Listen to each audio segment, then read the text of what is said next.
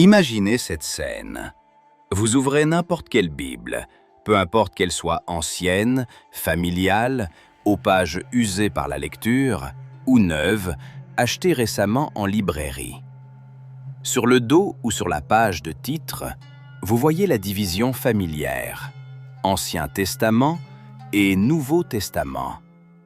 Deux sections, deux parties d'un même livre. Et cette division semble si habituelle, si évidente, que peu de gens se posent la question « Mais que s'est-il donc passé ici? Que signifie « nouveau » et qu'est-il arrivé à « l'ancien » ? Le mot « testament » dans la tradition slavone et russe traduit le mot grec « diatheke » et le mot hébreu ancien « bérite ». Les deux mots signifient alliance, pacte, accord entre deux parties. Mais ce n'est pas un contrat entre égaux. C'est un accord dans lequel une partie est toute puissante et l'autre entièrement dépendante. C'est plutôt un serment, prêté en présence de témoins, quelque chose de solennel et d'indissoluble. Ainsi, il apparaît que dans le titre même du livre sacré de milliards de personnes est inscrite une idée théologique très sérieuse. Que l'ancienne alliance entre Dieu et l'humanité avait en quelque sorte vieilli, avait été révisée ou remplacée par une nouvelle. Mais si l'on y réfléchit, c'est étrange, très étrange. Pourquoi le Dieu Tout-Puissant aurait-il eu besoin d'une nouvelle alliance ? Qu'est-ce qui n'allait pas avec l'ancienne? Peut-être que la première alliance s'est révélée être une erreur. Ou bien les hommes l'ont-ils violée? Ou bien le dessein était-il différent dès le départ? Et le Nouveau Testament n'abolit pas l'Ancien, mais achève ce qui y était prédit. Ces questions ne sont pas seulement théologiques. Elles plongent leurs racines dans des événements historiques concrets, dans des textes réels, écrits à une époque précise, en des lieux précis. Pour tenter d'y répondre, nous allons entreprendre un long voyage.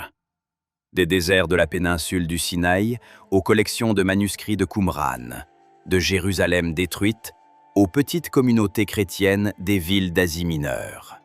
Et plus nous avancerons, plus il deviendra clair que l'histoire de ce nouveau pacte est bien plus complexe et intéressante qu'il n'y paraît à première vue. Commençons par le commencement. Par le moment où le mot « alliance » a acquis pour la première fois sa principale signification historique. Dans la tradition juive, il existe plusieurs alliances majeures. La première d'entre elles est l'alliance avec Noé après le déluge.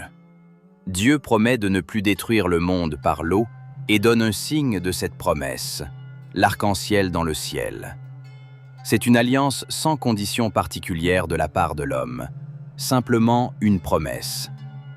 La seconde grande alliance est avec Abraham. Vers le XVIIIe ou XVIIe siècle avant notre ère, bien que les dates exactes soient ici conventionnelles, un homme de la ville d'Ur, en Mésopotamie, reçoit l'appel à quitter sa patrie et à se rendre dans une terre inconnue. Abraham entend une voix, lui promettant une descendance, une terre et un rôle particulier dans le destin des peuples. En signe de cette alliance est instituée la circoncision, une marque visible sur le corps de cet homme de cette lignée. Et là encore, Abraham n'est pas tenu de respecter une longue liste de lois. Il lui suffit de croire et de marcher. Mais l'alliance la plus importante de l'histoire religieuse juive est l'alliance du Sinaï, celle qui fut conclue au mont Sinaï par l'intermédiaire de Moïse. Imaginez, une foule immense, sortie de l'esclavage égyptien, s'arrête au pied de la montagne dans le désert. La montagne est enveloppée de fumée et de feu. Le tonnerre gronde. Et dans cette atmosphère redoutable, effrayante, sont transmises au peuple des lois, détaillées, complexes, couvrant littéralement tous les aspects de la vie. Que manger et ne pas manger, comment faire du commerce, comment traiter les esclaves et les étrangers, quand travailler et quand se reposer, comment accomplir les sacrifices et quelles fêtes célébrer. Tout cela est consigné, d'abord sur des tables de pierre, puis sur de longs rouleaux. Cette alliance a une structure très claire. Les chercheurs ont remarqué qu'elle ressemble à la forme des traités que concluaient les grands rois du Proche-Orient, par exemple les Hittites, avec leurs vassaux. D'abord, est indiqué qui est le grand roi et ce qu'il a fait pour son peuple. Puis, sont énumérées les exigences envers le vassal. Ensuite, sont nommées les conséquences, les bénédictions pour la fidélité et les malédictions pour la violation. C'est précisément la structure de l'alliance du Sinaï. Dieu déclare qu'il a fait sortir le peuple d'Égypte, puis il donne les lois, puis il énumère ce qui attend ceux qui seront fidèles et ceux qui failliront. Il est très important de comprendre cela. L'alliance du Sinaï n'est pas simplement un ensemble de règles. C'est un acte politique et spirituel, formalisant des relations particulières entre Dieu et un peuple spécifique. Israël devient la part de Dieu, un royaume de prêtres, un peuple saint. En échange, il s'engage à observer toutes les prescriptions de la loi. Et c'est ici que commence la première énigme de notre enquête. Car cette alliance elle-même contenait dès le début un avertissement inquiétant. Si le peuple violait les conditions du pacte, les conséquences seraient catastrophiques. Le 5e livre de Moïse, appelé Deutéronome, contient de longues et très concrètes listes de ces conséquences. Sécheresse, maladie, défaite face aux ennemis et, le plus terrible, l'exil de la terre, la dispersion parmi les autres peuples, la perte de tout ce qui avait été promis. Lorsque nous lisons cela, nous pensons involontairement « Quoi ? Était-il donc connu d'avance que l'alliance serait violée ? Que l'histoire se déroulerait ainsi ?» Le texte semble prévoir sa propre défaite. Avançons dans la chronologie.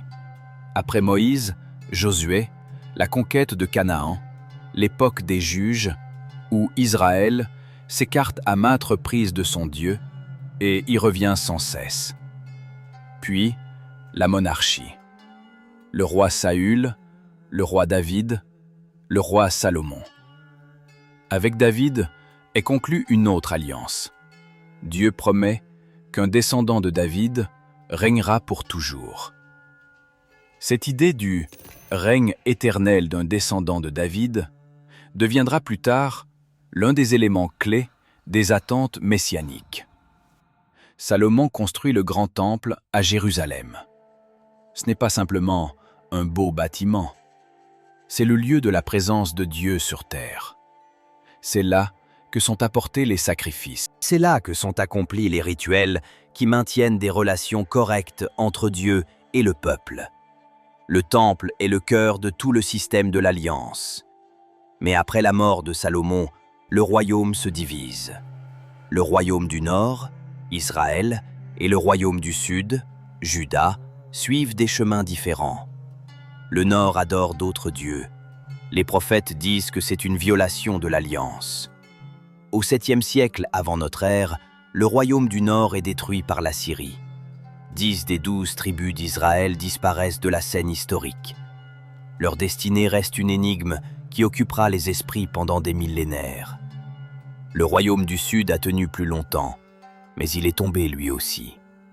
Au 6e siècle avant notre ère, le roi babylonien Nabuchodonosor envahit 2 fois le royaume de Juda et en 587 ou 586 avant notre ère, il détruit Jérusalem et le temple. L'élite du peuple est emmenée en captivité à Babylone. Ce fut une catastrophe non seulement politique, ce fut une catastrophe théologique. Le temple est détruit. Dieu, semble-t-il, a permis que sa propre maison soit détruite. La monarchie davidique est interrompue. La terre promise à Abraham est perdue. Qu'est-ce que cela signifie? Dieu a-t-il rompu ses promesses? Ou bien, le peuple lui-même a-t-il violé les conditions de l'alliance à un point tel que tout s'est effondré. C'est précisément durant cette période, avant l'exil à Babylone, pendant et après, que les prophètes parlent et écrivent avec une force particulière. Et c'est ici que nous arrivons à l'un des textes les plus passionnants de toute l'histoire de la religion occidentale, le prophète Jérémie. Il a vécu et prêché durant la période la plus difficile, peu avant la destruction de Jérusalem et pendant celle-ci.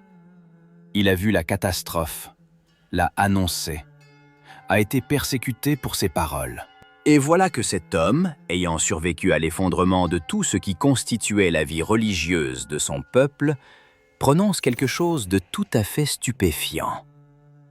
Dans le 31e chapitre du livre de Jérémie, il est écrit que des jours viendront où Dieu conclura avec la maison d'Israël et avec la maison de Juda une nouvelle alliance. Non pas une alliance comme celle qui fut conclue avec leur père lors de la sortie d'Égypte. Cette alliance-là a été violée. La nouvelle sera différente. Dieu mettra la loi au-dedans des hommes et l'écrira sur leur cœur. Réfléchissez-y. Un prophète, vivant au sein de la tradition de l'alliance du Sinaï, parle du fait que cette alliance sera remplacée, non améliorée, non complétée, précisément, non pas une alliance comme celle-là, nouvelle, différente. Et le plus étonnant, la loi de cette nouvelle alliance sera écrite non pas sur des tables de pierre, mais sur les cœurs, à l'intérieur des hommes et non à l'extérieur. Qu'est-ce que cela signifie?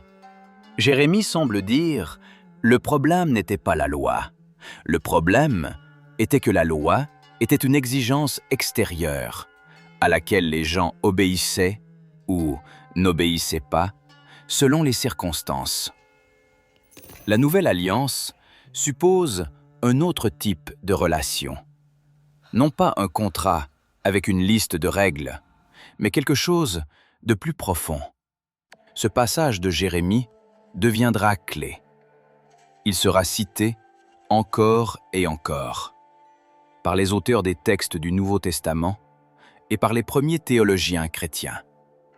L'expression même de « nouvelle alliance » provient précisément d'ici. Et cela en dit déjà long.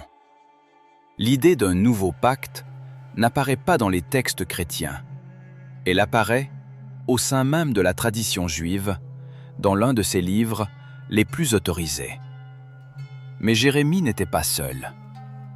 Un autre prophète de la même période, Ézéchiel, parle d'un cœur nouveau et d'un esprit nouveau que Dieu mettra dans les hommes. Du fait que Dieu ôtera le cœur de pierre et donnera un cœur de chair. C'est une autre image, mais la même idée. Quelque chose de fondamental doit changer dans la nature même des relations entre Dieu et l'homme. Et un troisième grand prophète de cette période, que l'on appelle communément le second Ésaïe, du nom du livre où ces paroles sont conservées, parle d'une sortie qui surpassera la première sortie d'Égypte, d'une nouvelle création, du fait que Dieu fait une chose nouvelle. Le mot « nouveau » résonne dans les textes prophétiques encore et encore comme un refrain, comme l'attente de quelque chose qui n'est pas encore advenu. Ainsi, dès cette étape, nous voyons quelque chose d'important. La notion de « nouvelle alliance » n'a pas été inventée par les chrétiens. Elle est née du cœur même de la tradition prophétique juive en réponse à une crise historique. La question est de savoir comment elle devait se réaliser exactement. Et c'est ici que commence la partie la plus intéressante de notre enquête. Car différents groupes de personnes ont donné à cette question des réponses très différentes. Revenons à l'histoire. Après l'exil à Babylone, une partie des Juifs retourne dans leur patrie. Le roi perse Cyrus conquiert Babylone et permet au peuple de retourner sur leur terre. Jérusalem est reconstruite. Un nouveau temple est bâti, plus modeste que le premier. La vie continue. Mais les attentes messianiques ne s'apaisent pas. L'attente d'un grand roi issu de la lignée de David. L'attente du rétablissement des 12 tribus. L'attente du moment où Dieu se manifestera définitivement au monde. Ces attentes imprègnent la vie juive des siècles suivants, à travers l'époque hellénistique où la culture grecque déferle sur tout le Proche-Orient, à travers la révolte des Maccabées contre les Séleucides au IIe siècle avant notre ère, à travers l'établissement de la domination romaine au 1er siècle avant notre ère. Au 1er siècle de notre ère, la Judée vit sous la domination de Rome. Le temple de Jérusalem, désormais magnifiquement reconstruit par Hérode le Grand, est à nouveau debout. Les grands prêtres collaborent avec l'administration romaine et simultanément, dans le peuple bouillonne des attentes, des espoirs, des craintes. Différents mouvements religieux proposent différentes réponses à une même question. Comment et quand Dieu accomplira-t-il sa promesse? Les pharisiens mettent l'accent sur l'observance stricte de la loi dans la vie quotidienne. Les Sadducéens, liés à l'aristocratie du temple, adhèrent à une approche conservatrice. Les Esséniens, un troisième groupe important, estiment que les deux camps ont tort. Ils quittent les villes. Ils construisent leur communauté à la lisière du désert de Judée, sur les rives de la mer Morte. Et c'est ici que nous arrivons à la découverte qui, au XXe siècle, a transformé notre compréhension de toute cette époque. En 1947, un jeune berger bédouin nommé Muhammad ed-Dib cherchait une chèvre égarée parmi les rochers sur la rive nord-ouest de la mer Morte. Il lança une pierre dans une grotte et entendit le bruit d'une jarre en terre cuite qui se brisait. En regardant à l'intérieur, il découvrit de vieilles jarres contenant des rouleaux enveloppés dans du lin. C'est ainsi que furent découverts les manuscrits de la mer Morte, l'une des trouvailles archéologiques et textuelles les plus importantes de l'histoire. Dans les années suivantes, des milliers d'autres fragments de textes furent découverts dans les grottes de la même région. Parmi eux, on trouve pratiquement tous les livres du canon juif, ainsi que de nombreux textes d'une communauté religieuse qui vivait ici il y a environ 2000 ans. On l'appelle communément la communauté de Qumran. Qui étaient ces gens? Apparemment, des Esséniens ou un groupe proche. Ils se considéraient comme le véritable Israël, resté fidèle à l'Alliance. Ils s'appelaient eux-mêmes la Nouvelle Alliance. Exactement ainsi, utilisant cette même expression tirée de Jérémie. Dans l'un des rouleaux, que les chercheurs ont nommé le document de Damas, sont décrites les conditions d'entrée dans cette communauté et les règles de sa vie. Ses membres croyaient avoir conclu avec Dieu cette nouvelle alliance même dont parlait Jérémie. C'est frappant. Il apparaît ainsi que l'idée de nouvelle alliance, en tant qu'union religieuse réellement active, n'existait pas seulement dans le christianisme. Elle existait parallèlement dans un autre groupe, à un autre endroit, à peu près à la même époque historique. La communauté de Qumran vivait dans une discipline très stricte. Ils étudiaient les Écritures, pratiquaient des ablutions rituelles, prenaient leur repas en commun. Ils attendaient la fin des temps, une grande bataille entre les fils de la lumière et les fils des ténèbres. La venue de deux messies, un sacerdotal et un royal. Et dans cette attente, ils se préparaient, conservaient des textes, écrivaient des règles de vie. Leur bibliothèque est restée dans les grottes près de 2000 ans et nous est parvenue. Cela est déjà étonnant en soi. Mais ce qui nous intéresse ici est autre chose. Le fait que le concept de nouvelle alliance était vivant et réel pour des gens avant même le christianisme, qu'il désignait non pas une simple abstraction théologique, mais une union religieuse concrète que l'on pouvait rejoindre, dont on pouvait suivre les règles, et qui se distinguait de l'alliance traditionnelle du Sinaï. Ce contexte est très important pour comprendre ce qui va suivre. Revenons maintenant à Jérusalem. Vers l'an 30 de notre ère, à quelques années près, apparaît dans la province de Judée un prédicateur de Galilée nommé Yeshua, que les sources grecques appellent Jésus. Nous savons peu de choses sur sa vie, et presque tout ce que nous savons provient de textes écrits par ses disciples plusieurs décennies après sa mort. Mais son influence sur l'histoire s'est avérée si immense qu'on ne peut l'ignorer. Parmi les rares scènes de sa vie qui sont présentes dans les 4 évangiles, c'est-à-dire dans toutes les sources principales, il en est une qui est devenue centrale pour comprendre le sujet de notre enquête. C'est le dernier repas de Jésus avec ses disciples, à la veille de son arrestation. À table, pendant le repas pascal, ou un repas lié à la Pâque, il prend du pain, rend grâce, le rompt et dit « Ceci est mon corps ». Puis il prend une coupe de vin et dit quelque chose qui, selon les évangiles, est rapporté avec de légères différences, mais le fond est le même. « Ceci est mon sang, celui de la nouvelle alliance. » Nouvelle alliance. Ces mots, précisément, les mots de Jérémie.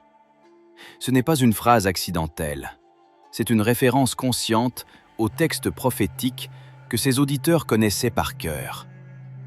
Dans la tradition de l'alliance du Sinaï, l'union était scellée par le sang d'animaux sacrifiés. Lorsque Moïse reçut la loi et que le peuple accepta de l'observer, le sang fut aspergé sur l'autel et sur le peuple. « Voici le sang de l'alliance que l'Éternel a conclu avec vous », est-il dit dans le livre de l'Exode. Et maintenant, lors de ce repas pascal, retentissent les paroles sur le « sang de la nouvelle alliance ». C'est une image très riche. Elle renvoie à la fois à l'alliance du Sinaï et parle de quelque chose de nouveau, du remplacement d'un mode de relation par un autre. Le sang d'un animal et le sang d'un homme. Un rituel extérieur et quelque chose de plus personnel.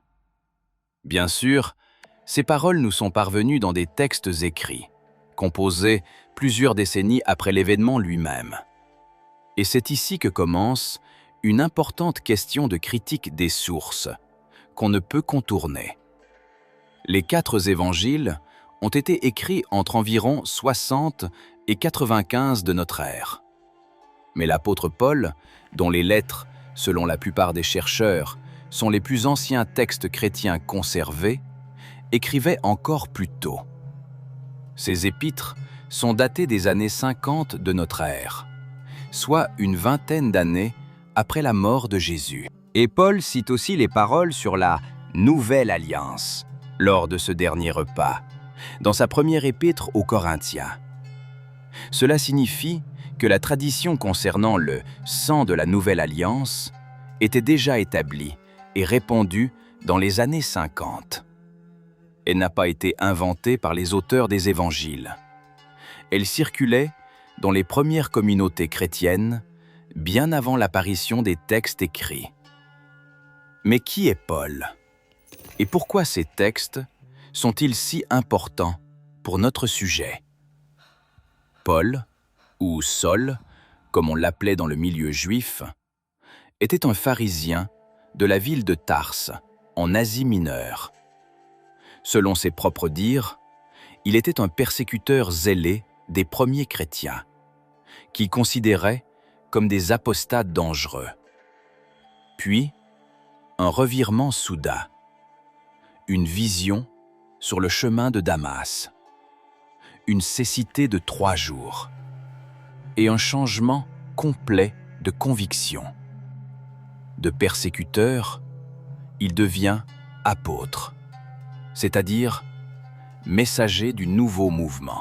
Paul commence à voyager à travers les villes de la Méditerranée, fondant de petites communautés à Corinthe, Philippe, Thessalonique, Éphèse.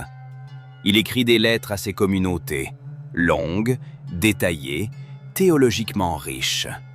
Et dans ces lettres, le thème de l'alliance, de la loi et des relations entre Dieu et l'humanité occupe une place centrale. Comprendre la théologie de Paul n'est pas simple. Ces lettres sont écrites en réponse à des situations concrètes dans des communautés spécifiques. Et sans connaissance de ces situations, beaucoup de ces affirmations semblent contradictoires. Mais la ligne de pensée principale, qui traverse ces épîtres comme un fil rouge, en particulier l'épître aux Galates et l'épître aux Romains, est à peu près celle-ci. Abraham crut en Dieu, et cela lui fut compté comme justice. C'était avant la réception de la loi au Sinaï. C'était avant l'établissement de la circoncision comme signe de l'alliance. Donc, le fondement des relations avec Dieu n'est pas l'accomplissement de la loi, mais autre chose. La confiance, la foi, l'ouverture à la promesse. La loi, selon la pensée de Paul, est apparue plus tard et remplissait une autre fonction. Elle indiquait le péché, le rendait visible, montrait à quel point l'homme est éloigné de la justice. Mais la loi en elle-même ne pouvait donner ce qu'elle promettait. C'est une pensée très radicale. Surtout pour un homme qui était pharisien et avait consacré toute la première moitié de sa vie à l'observance stricte de la loi. Mais Paul ne dit pas que la loi est mauvaise ou erronée. Il précise expressément « la loi est sainte et le commandement est saint, juste et bon ». Le problème n'est pas dans la loi. Le problème est dans l'homme.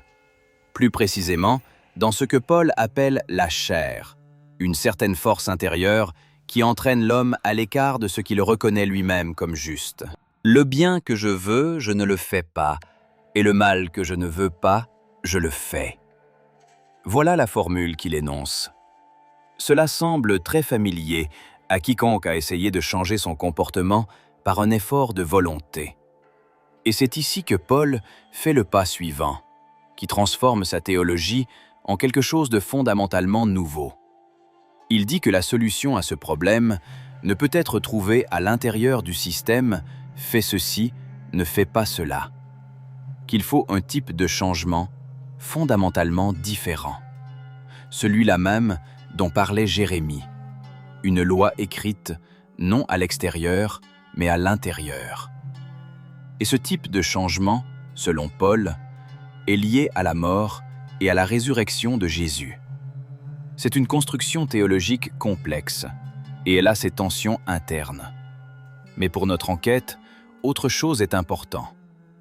Paul ne se voit pas comme le créateur d'une nouvelle religion, rejetant les Écritures juives. Il se voit comme celui qui explique ce qui était promis dans ces Écritures depuis le début. Abraham, Jérémie, Isaïe, les psaumes, tout cela, du point de vue de Paul, indiquait ce qui se produisait maintenant. Mais une question très aiguë se pose ici. Si l'ancienne alliance a été remplacée par une nouvelle, qu'advient-il de ceux qui vivent selon l'ancienne? Qu'advient-il du peuple juif qui continue d'observer la loi de Moïse, d'offrir des sacrifices au temple, de célébrer le sabbat et les fêtes? Paul n'élude pas cette question. Il y consacre 3 grands chapitres de l'Épître aux Romains, les 9e, 10e et 11e. Et sa réponse s'avère bien plus complexe qu'un simple « l'ancien est aboli, le nouveau est venu ».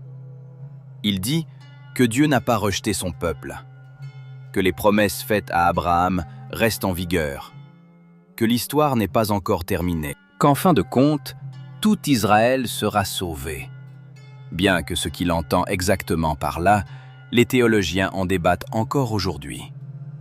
Mais l'insistance même avec laquelle Paul revient sur cette question montre qu'il ressent lui-même ici une profonde tension, qui ne se résout pas simplement. À peu près à la même époque, dans les années 50 et 60 de notre ère, des événements se produisent à Jérusalem qui vont radicalement changer la situation pour tout le mouvement. Dans les années 60, un conflit ouvert s'intensifie entre les nationalistes juifs et l'administration romaine.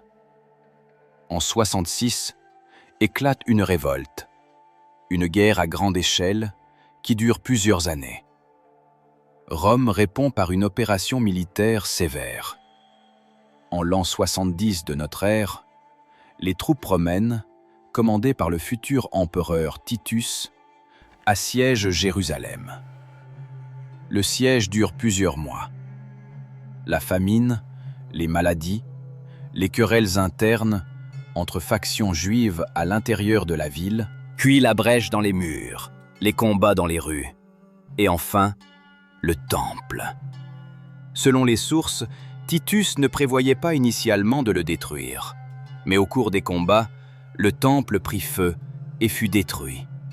La menorah d'or, les ustensiles sacrificiels, les reliques sacrées, tout fut emporté à Rome.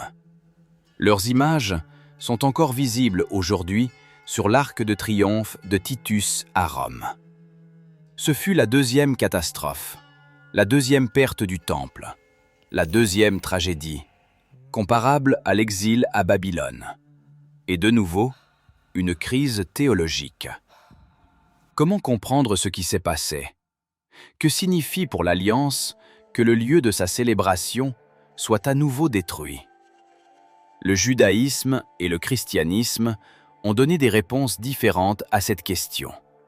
Et cette bifurcation a déterminé l'histoire ultérieure pour des millénaires.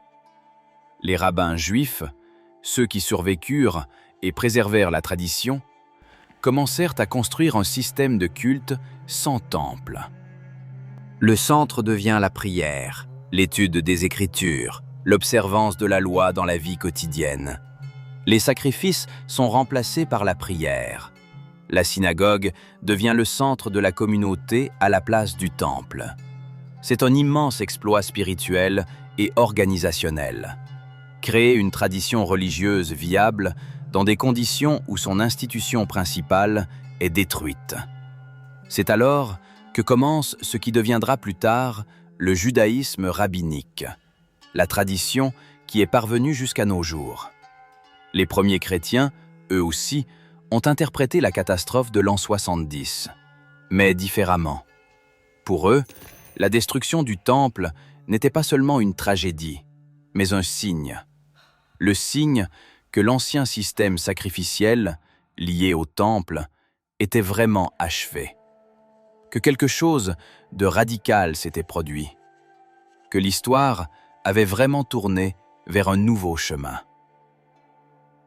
L'Épître aux Hébreux, l'un des textes les plus complexes du Nouveau Testament, est écrite précisément dans ce contexte. Son auteur est inconnu. La tradition l'attribuait à Paul, mais la plupart des chercheurs modernes estiment cela peu probable d'après le style et le contenu. Qui que soit cet auteur, il a élaboré une argumentation théologique détaillée sur la manière dont les deux alliances se rapportent l'une à l'autre. L'Épître aux Hébreux cite 2 fois le chapitre 31 de Jérémie, et chaque fois comme argument clé. Tout le système sacrificiel, toute la tradition sacerdotale lévitique, selon l'auteur, tout cela était une image ou une ombre de quelque chose plus grand. Une construction temporaire, indiquant la réalité ultime. Et maintenant que cette réalité ultime est apparue, la construction temporaire n'est plus nécessaire. L'auteur utilise une image intéressante. Il dit que Jésus est le grand prêtre d'une alliance nouvelle et meilleure, ayant accompli un sacrifice unique pour toujours, au lieu des sacrifices infiniment répétés dans le temple. L'architecture même du temple, avec sa division entre le sanctuaire et le Saint des Saints, où seul le grand prêtre pouvait entrer une fois par année, cela aussi est une image de la séparation entre le terrestre et le céleste. Lorsqu'au moment de la mort de Jésus, selon les textes évangéliques, la tenture du temple se divise en 2, c'est précisément cette tenture qui séparait le Saint des Saints. L'évangéliste donne clairement à cela un sens symbolique. La frontière qui avait été établie par l'alliance du Sinaï est abolie. Mais il faut ici s'arrêter et poser une question que beaucoup de lecteurs se posent. Si la vieille alliance est abolie, pourquoi reste-t-elle dans la Bible chrétienne? Pourquoi l'Église ne l'a pas retirée, comme elle aurait fait si elle avait vraiment perdu sa valeur? Et ici, nous atteignons une des crises les plus graves de l'Église primitive. Au IIe siècle de notre ère, dans les communautés chrétiennes, apparaît un homme nommé Marcion. Il était fils d'un évêque du Pont, région sur la mer Noire, et un homme riche et éduqué. Arrivé à Rome, il commença à développer des idées théologiques qui semblaient au début simplement un développement radical des pensées de Paul. Mais très vite, il devint clair que Marcion avait pris une direction beaucoup plus extrême. Marcion affirmait « Le Dieu de l'Ancien Testament et le Dieu du Nouveau Testament sont des êtres différents. Le Dieu de l'Ancien Testament est le créateur du monde matériel, un démiurge inférieur, cruel et vengeur. Il donne la loi, demande des sacrifices, punit les nations. Le Dieu révélé par Jésus est complètement différent. Il est le Dieu suprême de l'amour et de la grâce, précédemment inconnu, venant sauver les hommes de la domination du démiurge cruel. De cette logique suivait une solution pratique. Tout ce qui est lié au premier Dieu, les Écritures juives, la loi, les prophètes, doit être jeté. Il faut garder seulement ce qui concerne le Dieu suprême. Marcion établit son canon, une version réduite de l'Évangile de Luc et 10 épîtres de Paul. Tout le reste à rejeter. Cette idée avait une attraction évidente pour une certaine audience. Elle résolvait toute contradiction et difficulté. Elle donnait une explication pure et simple. Mais la majorité des communautés chrétiennes rejetèrent Marcion. Il fut condamné et excommunié de l'Église romaine vers l'année 144. Pourquoi ? Car pour la plupart des premiers chrétiens, et cela est très important à comprendre, leur foi était indissociable des Écritures juives. Jésus était juif. Ses apôtres étaient juifs. Paul lui-même, un pharisien, connaissant la Torah parfaitement. Tout ce qu'ils proclamèrent sur Jésus, sa naissance, son ministère, sa mort, sa résurrection, ils le comprenaient comme l'accomplissement de ce que les prophètes avaient prédit. Si on jette les Écritures juives, tout l'édifice s'écroule. La réaction à Marcion eut des conséquences historiques immenses. C'est précisément durant cette période que les communautés chrétiennes commencèrent à penser plus conscientivement aux textes qu'ils considéraient autoritatifs. Cela accéléra le processus que les chercheurs nomment la formation du canon. L'Église commença à définir plus clairement ce qui constituait ces écritures sacrées, et les textes de la tradition juive y entrèrent. Mais le problème même, posé par Marcion, ne disparut pas. Comment les deux alliances se rapportent-elles ? Cette tension demeura dans la théologie chrétienne durant toute son histoire. Et ici, il est temps de faire une pause et regarder la question d'un autre côté. Nous avons beaucoup parlé du point de vue chrétien. Mais comment l'autre côté, la tradition juive, voyait cela ? Pour la perspective juive, rabbinique et plus large, l'idée que l'alliance du Sinaï est obsolète ou a été remplacée est inadmissible. La Torah est éternelle. Les lois données par Moïse n'ont pas de date d'expiration. Elles ne sont pas une étape temporaire vers quelque chose de plus grand. Elles sont absolues par elles-mêmes. La destruction du temple, une tragédie nécessitant réflexion, mais pas une abolition de l'alliance. De cette manne tradition, en fait, émerge la position. Les prophéties de Jérémie sur la Nouvelle Alliance concernent le futur, l'ère messianique, qui n'est pas encore arrivée. C'est une divergence fondamentalement importante. Les chrétiens disent « l'ère messianique est déjà arrivée, avec Jésus ». Les juifs disent « non, elle n'est pas encore arrivée ». et donne des arguments.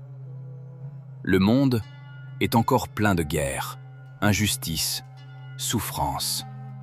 Les morts ne sont pas ressuscités. Les nations ne sont pas assemblées. Si le Messie est arrivé, pourquoi le monde n'a pas changé pour le mieux? C'est un débat qui se poursuit depuis presque 2000 ans. Et il n'a pas de résolution objective, seulement des positions, arguments, interprétations. Notre investigation ne cherche pas à rendre verdict ici. Nous essayons seulement de comprendre comment cette discussion a surgi et ce qui l'alimente. Tournons maintenant vers le mot même « alliance », testament dans les langues occidentales, et regardons son destin historique, qui est lui-même très intéressant. Quand les écritures juives ont été traduites en grec, environ au IIIe siècle avant notre ère, les traducteurs ont confronté un problème. Le mot grec « syntheke », qui signifie généralement un contrat ou accord entre parties égales, ne convenait pas pour transmettre le terme juif « bérite ». Dans le bérite, les parties ne sont pas égales. Ce n'est pas une négociation, c'est un don et une condition simultanément. Le grand roi établit des conditions et le vassal les accepte ou non.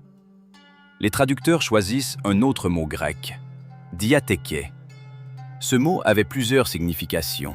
Il signifiait alliance, dans le sens d'un contrat, et testament, la dernière volonté d'une personne mourante, transmettant ses possessions aux héritiers.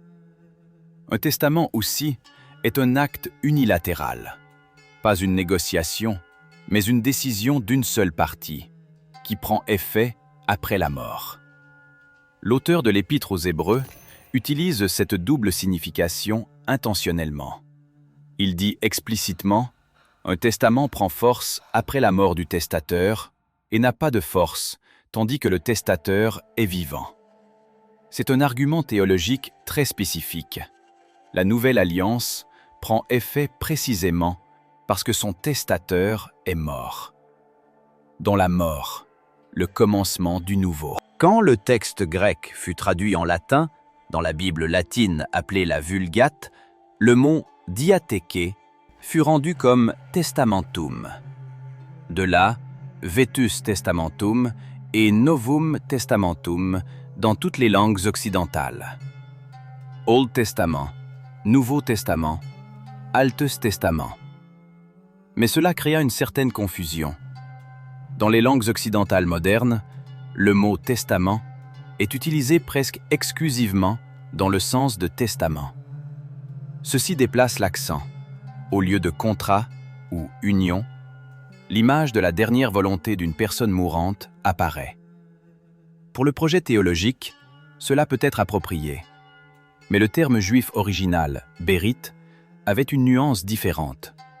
C'était une union vivante, pas un document post-mortem. Dans certaines traductions modernes de la Bible, particulièrement celles orientées vers la précision, il est courant de traduire « bérite » et « diatheke » par le mot « alliance » et de formuler les titres des deux parties de la Bible différemment, évitant la opposition évaluative « ancien » et « nouveau ». Ce n'est pas seulement une question linguistique.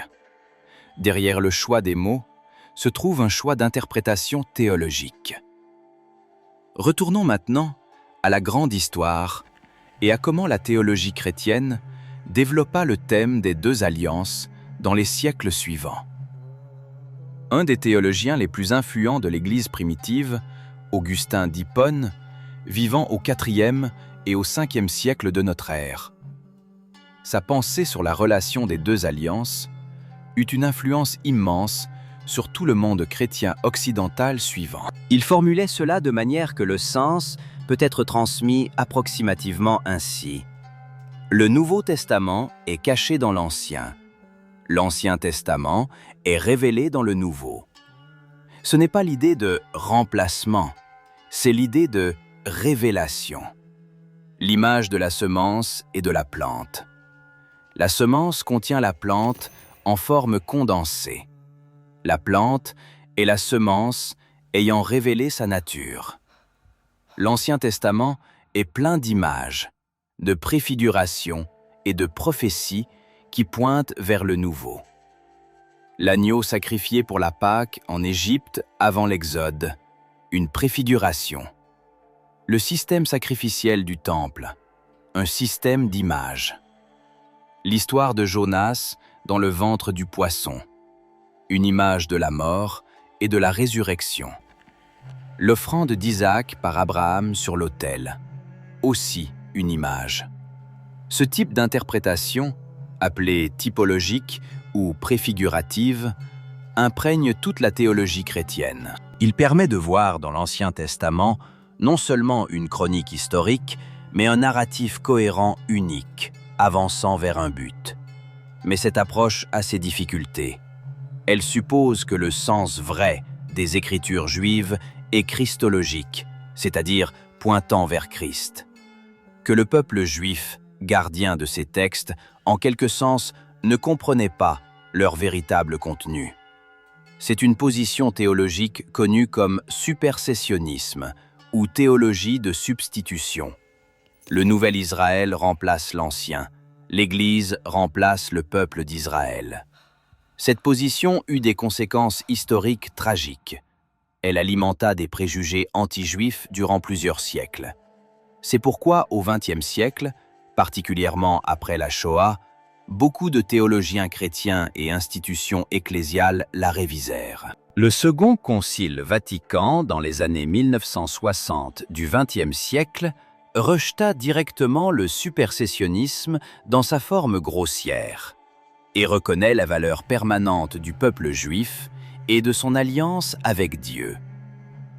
La scolastique chrétienne médiévale développa des systèmes entiers pour expliquer la relation des deux alliances.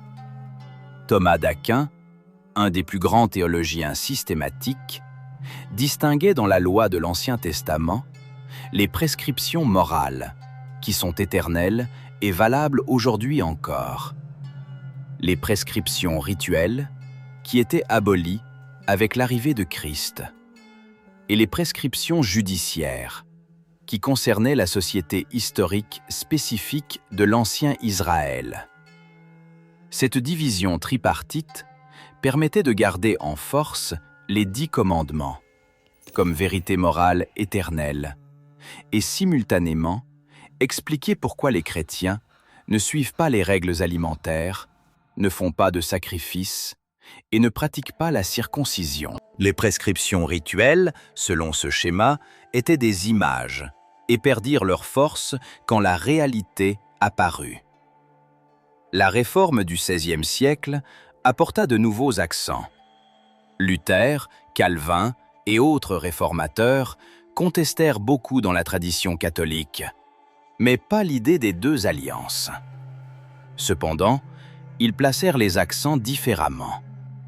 Cela concerne particulièrement Luther, dont la lutte théologique avec l'idée du salut mérité par les œuvres ressemblait beaucoup à la polémique de Paul. Pour Luther, l'opposition entre loi et grâce était vivante et personnelle. Pas une catégorie scolastique abstraite, mais ce qu'il avait expérimenté dans sa propre crise spirituelle. Calvin suivit un chemin quelque peu différent. Sa théologie de l'Alliance se base sur l'idée de l'unité de l'Ancien et du Nouveau Testament. Selon Calvin, il existe une seule alliance de grâce, réalisée différemment à différentes étapes de l'histoire. Abraham vivait sous la même alliance de grâce que les chrétiens, seulement sous une forme moins claire. La différence entre les deux alliances, pas qualitative, mais de degré de clarté. C'est une sorte de pédagogie, une révélation graduelle, étape par étape, de la même vérité. Cette théologie de l'Alliance devint la base pour beaucoup de traditions protestantes, et particulièrement pour le puritanisme, qui joua un rôle immense dans l'histoire de l'Amérique du Nord. L'idée de l'Alliance, du contrat direct avec Dieu, le concept du peuple covenantal, Tout cela entrèrent dans le vocabulaire culturel et politique de plusieurs pays. Mais parallèlement au protestantisme, une autre école s'est développée, le dispensationalisme. Son principe principal est la division de l'histoire en plusieurs dispensations distinctes, dans chacune desquelles Dieu a communiqué avec les hommes de manière différente et selon des conditions différentes. Dans ce schéma, les deux testaments sont littéralement des alliances différentes, conclues avec des peuples différents à des époques différentes. Israël et l'Église sont les destinataires distincts de plans divins distincts. Ces courants théologiques ont eu une influence énorme sur la manière dont les chrétiens lisent leurs Écritures et comprennent leur place dans l'histoire. Les désaccords entre eux sont toujours vivants dans diverses traditions ecclésiales. Revenons maintenant à la question par laquelle nous avons commencé, mais par une autre porte. Tournons-nous vers les textes mêmes du Nouveau Testament et voyons ce qu'ils disent exactement de leur rapport à l'Ancien. Le passage le plus connu est le Sermon sur la montagne de Jésus dans l'Évangile de Matthieu. On y trouve une phrase constamment citée. « Ne pensez pas que je sois venu abolir la loi ou les prophètes. Je ne suis pas venu abolir, mais accomplir. » Le mot « accomplir » est clé et très ambigu. En grec, « plérosai ». Il peut signifier « exécuter tout ce que la loi exige » ou « amener à la plénitude, à l'achèvement, comme on remplit un vase » ou « réaliser ce que les prophètes indiquaient ». Selon la signification choisie, le sens de la phrase change assez substantiellement. Plus loin dans ce même sermon sur la montagne, Jésus utilise plusieurs fois la formule « Vous avez entendu qu'il a été dit aux anciens, mais moi je vous dis ». Et chaque fois, ce qu'il dit va plus loin ou plus profond que ce qui a été dit aux anciens. Il ne l'abolit pas, mais le radicalise. Tu ne tueras point, et à cela s'ajoute « ne te mets pas en colère ». Tu ne commettras point d'adultère, et à cela s'ajoute « ne convoite pas par le regard ». Tu aimeras ton prochain, et à cela s'ajoute « aimez vos ennemis ». C'est une logique étrange. Si c'est l'accomplissement de la loi, alors c'est un accomplissement qui rend l'exigence beaucoup plus stricte et non plus facile. Aucune observance de la lettre de la loi n'y aide.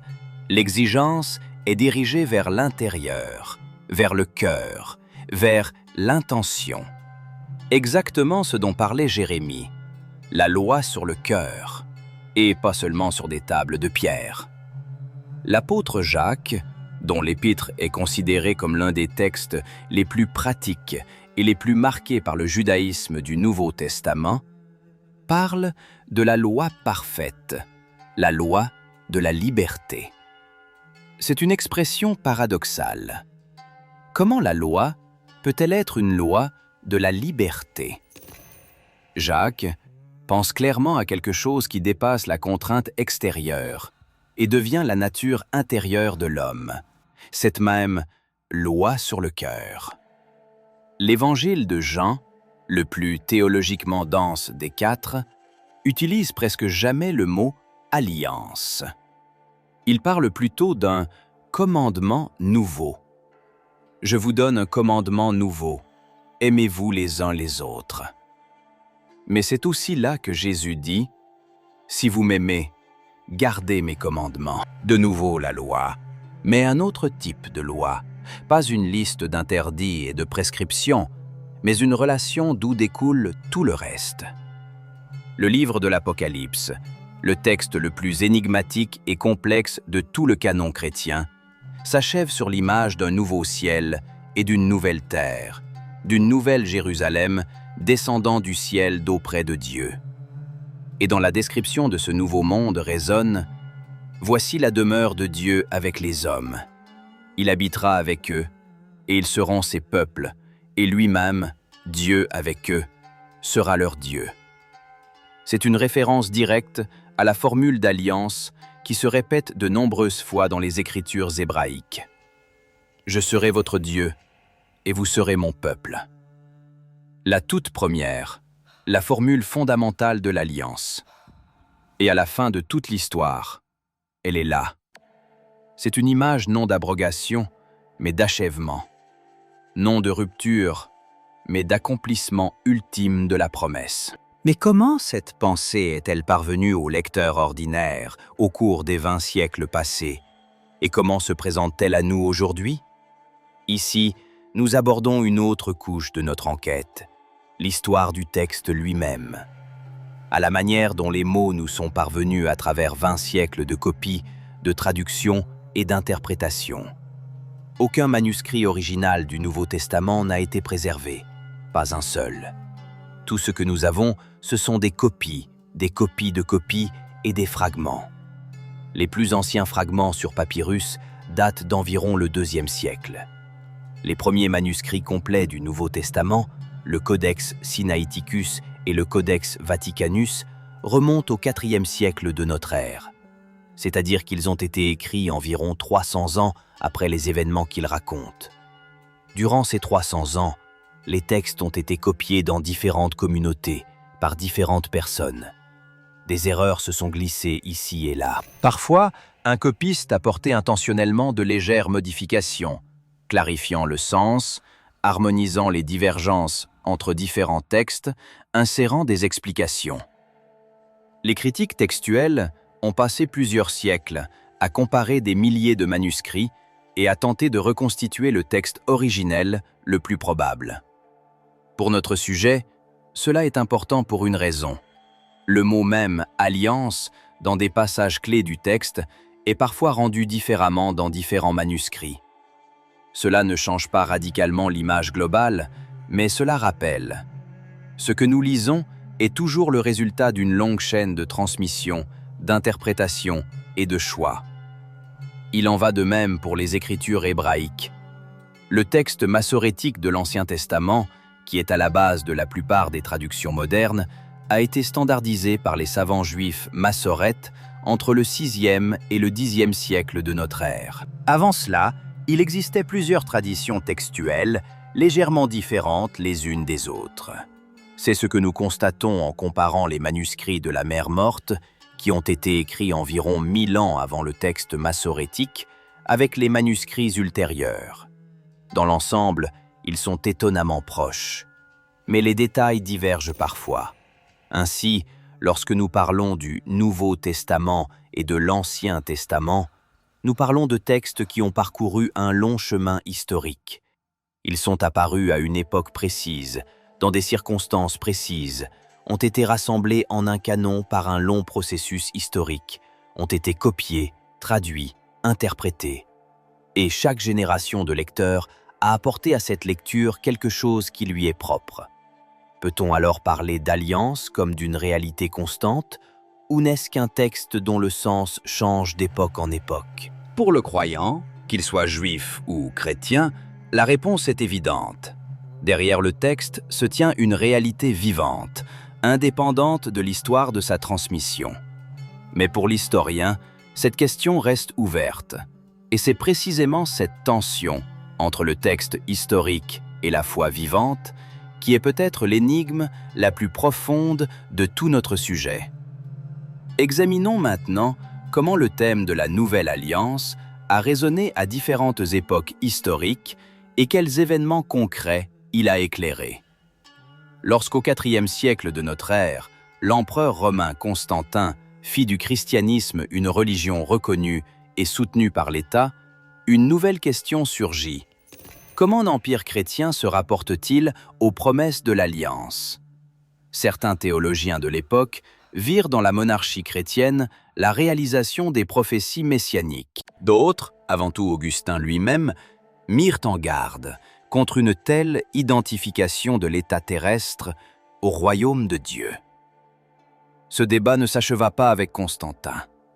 Il se reproduisit encore et encore, chaque fois que des souverains chrétiens en appelaient au langage de l'Alliance, déclarant leur peuple le nouveau peuple élu, ou leur État, le nouvel Israël. Cette image voyagea à travers le Moyen Âge, la Réforme, l'époque des colonisations. À différentes époques, elle fut utilisée pour justifier les ambitions politiques les plus diverses. La Réforme apporta un nouveau tournant. Les protestants, en se tournant vers la lecture directe de l'Écriture, sans la médiation de la tradition ecclésiale, redécouvrirent ses tensions et ses ambiguïtés. Cela donna une impulsion non seulement aux disputes théologiques, mais aussi aux mouvements sociaux.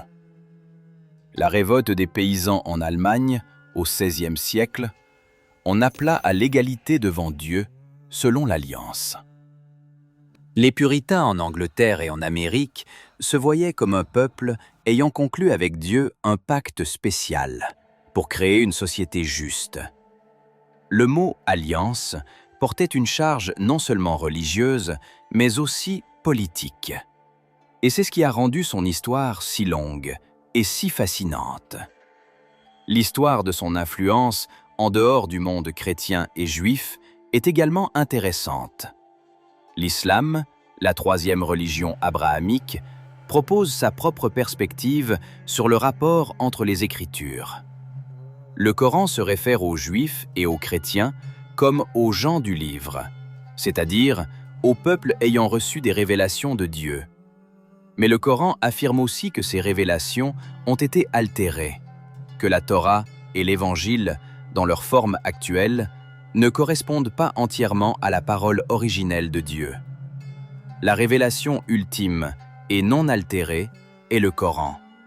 C'est une autre version de la même histoire, une nouvelle révélation qui à la fois confirme et corrige les précédentes. Un autre langage, d'autres images, mais la même logique structurelle. Arrêtons-nous à nouveau et revenons à la question par laquelle nous avons commencé ce voyage. Pourquoi Nouveau Testament? Dieu a-t-il annulé l'Ancienne Alliance? À ce stade de notre enquête, nous discernons plusieurs couches de réponses. La première couche est théologique.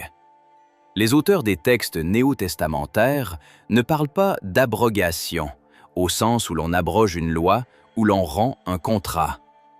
Ils parlent d'accomplissement, d'achèvement, de dévoilement, de ce qui était caché. L'Épître aux Hébreux parle d'une alliance plus excellente. Paul ne parle pas d'annulation des promesses faites à Abraham, mais de leur extension aux païens, au monde entier. Jésus, dans le Sermon sur la montagne, n'abolit pas la loi, il l'approfondit. La deuxième couche est historique. La destruction du temple de Jérusalem en l'an 70 créa une situation où le système de l'alliance du Sinaï, lié au temple et à ses sacrifices, cessa physiquement d'exister. Juifs et chrétiens durent répondre à cette question « Et maintenant ?» Ils répondirent différemment. Pour le judaïsme rabbinique, par une reconsidération du sacrifice comme prière et étude de la Torah. Pour le christianisme, par la théologie du sacrifice ultime et d'un nouveau type de communauté. La troisième couche est linguistique et traductologique. Le mot « alliance » lui-même porte des sens différents selon les langues et les époques. Bérite, une union vivante. Diatheke, un testament. Testamentum, une dernière volonté. Chaque traduction déplace l'accent. Les mots mêmes d'ancien et de nouveau, dans le contexte du testament, portent une charge évaluative.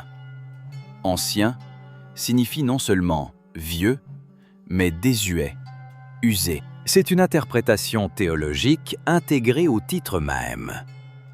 La quatrième couche est interreligieuse. La controverse sur le fait que l'ancien ait été remplacé par le nouveau est une controverse entre deux traditions vivantes qui continuent d'exister et d'évoluer. Aucune des deux n'est un simple vestige historique. Pour des millions de personnes aujourd'hui, cette question n'est pas académique. Et ici, notre enquête approche de son dernier tournant.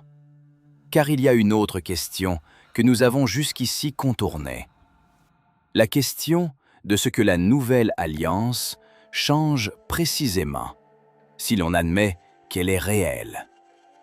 Jérémie disait « La loi sera écrite sur les cœurs ». Ézéchiel disait « Un cœur nouveau et un esprit nouveau ».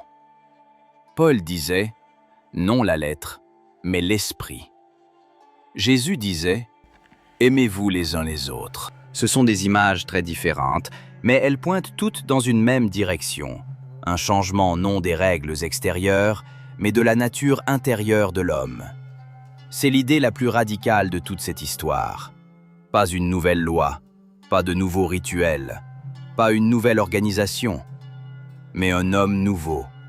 Un homme avec un cœur différent, des désirs différents, une nature différente de la relation avec Dieu et avec les autres hommes. Et c'est précisément cette idée, la plus difficile à réaliser. Sa difficulté est visible tout au long de l'histoire. Les chrétiens, qui ont reçu la Nouvelle Alliance, se sont fait la guerre, ont persécuté les Juifs, brûlé les dissidents, construit des empires de violence. C'est une rupture tragique entre l'idée proclamée et la pratique historique qui n'a épargné aucune tradition religieuse. Mais l'idée elle-même, de transformation intérieure, de loi d'amour écrite sur le cœur, continue de vivre et continue de poser la question « Ce qui a été proclamé a-t-il jamais été réalisé? Et est-ce même possible en principe ?» C'est une question à laquelle l'histoire ne donne pas de réponse et ne fait qu'accumuler des témoignages, des tentatives, des échecs, des succès partiels, de nouvelles tentatives. Si l'on considère toute notre enquête d'un point de vue élevé, que voyons-nous? Nous voyons un peuple sorti de l'esclavage égyptien et recevant sur une montagne dans le désert un pacte solennel avec son Dieu. Nous voyons des siècles durant lesquels ce pacte fut violé, observé, interprété. Des prophètes qui criaient la catastrophe imminente. Et ces mêmes prophètes qui parlaient de quelque chose de plus grand encore, qui viendrait après la catastrophe. Babylone, l'exil, le retour, l'espérance. Nous voyons un groupe de gens au bord de la mer Morte qui se nommait « Peuple de la Nouvelle Alliance » et attendait la fin d'une ère. Nous voyons un prédicateur de Galilée qui prit du pain et une coupe et dit des mots qui ensuite se propagèrent en cercles concentriques à travers le monde. Nous voyons Paul écrivant des lettres à de petites communautés dans les villes portuaires de la Méditerranée. Nous voyons l'incendie de Jérusalem, la dispersion, les synagogues et les catacombes, les disputes sur les canons, la condamnation de Marcion, Constantin, et ensuite les monastères, où des moines recopièrent les textes millénaires après millénaires, les scolastiques qui construisirent système après système, les réformateurs qui retournèrent sans cesse aux sources premières, les traducteurs qui, siècle après siècle, firent passer ces textes d'une langue à l'autre, perdant une chose et en trouvant une autre. Derrière tout cela se tient la même question. Quelles sont les conditions de la relation entre l'homme et ce qui est plus grand que l'homme? Peut-on formaliser cette relation sous forme de contrat? Et si le contrat est violé, que se passe-t-il ensuite? La réponse que propose la tradition du Nouveau Testament ressemble à ceci. Un contrat violé n'est pas rompu pour toujours, il est repensé. D'un système d'obligations mutuelles, il se transforme en autre chose, en une relation qui ne tient pas à l'observance de règles, mais à quelque chose de plus fondamental. Ce qu'est précisément ce plus fondamental, cette question, chaque génération de lecteurs y répond pour elle-même à nouveau. Peut-être est-ce là la principale caractéristique de ces textes. Ils ne donnent pas de réponse définitive. Ils posent une question qui continue de vivre. Dans les manuscrits qui nous sont parvenus, dans les anciens rouleaux des grottes près de la mer Morte, dans les fragments de papyrus des sables égyptiens, dans les dalles de marbre aux textes gravés, partout le même thème. L'homme face à quelque chose d'infiniment plus grand que lui. La tentative de trouver des mots pour cela, alliance, union, promesse, pacte, et le désir de transmettre aux autres ce qui a été trouvé. Les mots vieillissent, les traductions déplacent les sens, les traditions se disputent. Mais quelque chose dans cette quête, semble-t-il, ne vieillit pas. C'est probablement là la réponse à la question de notre enquête. Le Nouveau Testament n'est pas un document juridique d'annulation du contrat précédent. C'est une tentative de dire que la forme de la relation a changé, que la loi écrite à l'extérieur n'est qu'un commencement, qu'il y a quelque chose qui s'écrit plus profondément. Et il reste la question que Jérémie posa il y a 2500 ans dans Jérusalem détruite. Quand cela se produit-il précisément? Comment savoir que la nouvelle alliance n'est pas seulement des mots, mais une réalité? Peut-être est-ce là l'énigme à laquelle chaque génération revient à nouveau.